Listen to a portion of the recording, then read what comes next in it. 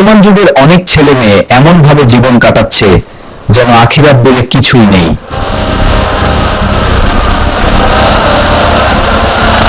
Life একটাই, এত নিয়ম মেনে চললে মজা কোথায়? এখন এনজয় করে পরে দেখা যাবে। ওহো, ঠিক তো বেচানেকে দেখা যাবে। পোশাকে নেই লজ্জা, চোখে নেই আল্লাহর ভয়। শয়তান ধীরে ধীরে তাদের পথ বদলে দিচ্ছে। অনেক মা বাবাও সন্তানকে শাসন করে না, ভালো মন্দ শেখানোর সময়টাও হারিয়ে যাচ্ছে। মানুষ কি বলল তাতে কি? আমরা তো শুধু এনজয় করছি।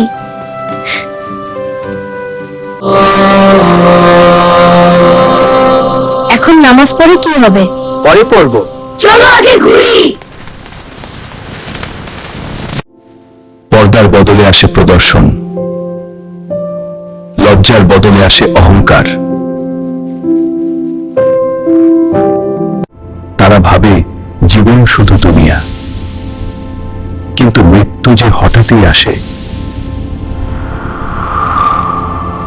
এক রাতে তাদের জীবনে এমন কিছু ঘটল যা বদলে দিল সবকিছু। আজকে রাতটা জমবে।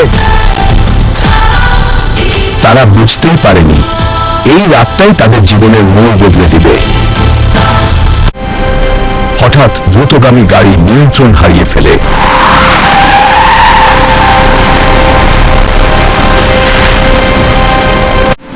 এক মুহূর্তেই হাসি বদলে যায় কান্নায়। যারা একটু আগে দুনিয়া নিয়ে ব্যস্ত ছিল। অবস্থা খুব খারাপ, বেশি দোয়া করুন। আল্লাহ আমার কেনটান না। আল্লাহ আমার সন্তানকে ফিরিয়ে দিন। মেয়েটা আয়নার সামনে দাঁড়িয়ে নিজেকেই চিনতে পারছিল না। বাহিরের সৌন্দর্য ভিতরের অন্ধকার ঢাকতে পারেনি। আমি মানুষকে ইমপ্রেস করতে গিয়ে আল্লাহকে ভুলে গেছিলাম। দুনিয়ার জীবন অল্প সময়ের, আখিরাতের প্রস্তুতি ছাড়া কেউ সফল না। একদিন সবাইকেই এই মাটির নিচে যেতে হবে, কিন্তু আমরা কি সেই দিনের জন্য প্রস্তুত? কবরের পাশে দাঁড়িয়ে ছেলেটার বুক কেঁপে উঠল। একদিন আমাকেও এখানে আসতে হবে।